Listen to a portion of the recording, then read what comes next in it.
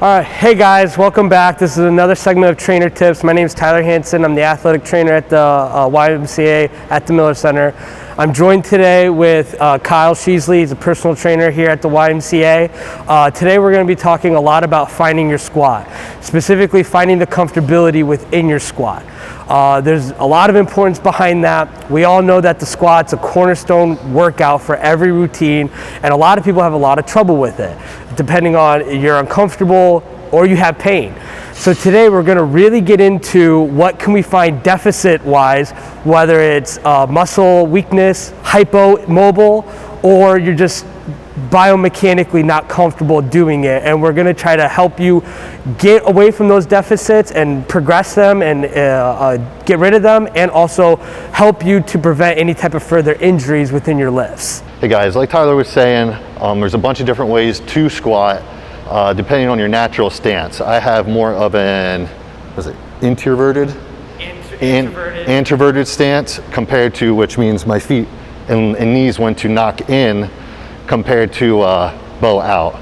For years and years, I squatted wide-legged, wide stance out, but my introversion made my legs come in while I stood up, especially with heavier weight. So through research, I realized due to my natural positioning, it's a lot better to keep my feet straight and my knees over top of my feet.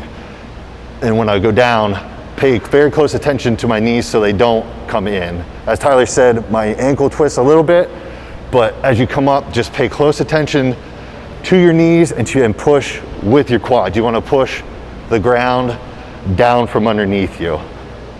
So after hearing all what Kyle talked about with his squat, he's become very comfortable with it. Kyle in itself is a very unique person. After doing an evaluation off camera, him and I realized that he's very, very hypermobile within with an interior rotation. So which means that he's actually an introverted hip joint. All that basically means is that he's got severe internal rotation, but he's adapted to that over the years. So typically with a guy his size, you probably try to see him a little bit more widespread, toes out, with a more external feature at the hips. He's very prototypical textbook squat. He's very close, little outside the hip, toes straight forward, knees right over the toes. He creates good hip pressure, and that's something that you don't see too often in a guy's his size.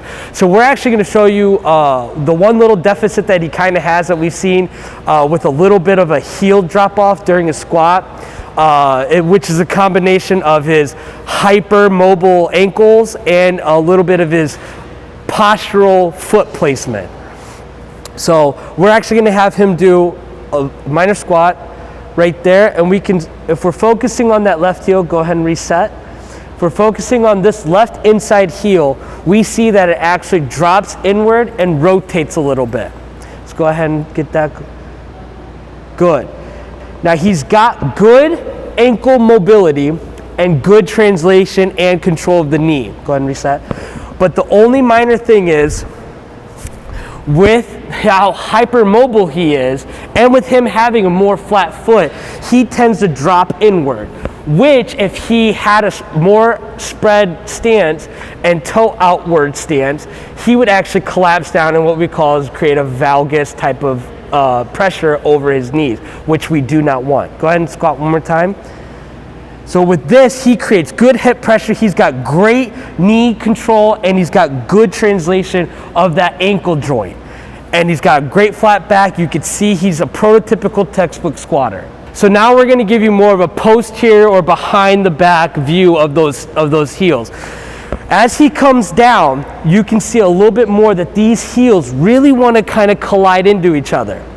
He does a great job with controlling them, and it's only a few millimeters that he actually go ahead and reset, that he actually goes in, but it's enough that we don't want to mess with anything that he's doing. The good thing about this, go ahead and go down one more time. The good thing about this is that he doesn't really need to do a lot of muscular strengthening. He doesn't need to do a lot of rehab.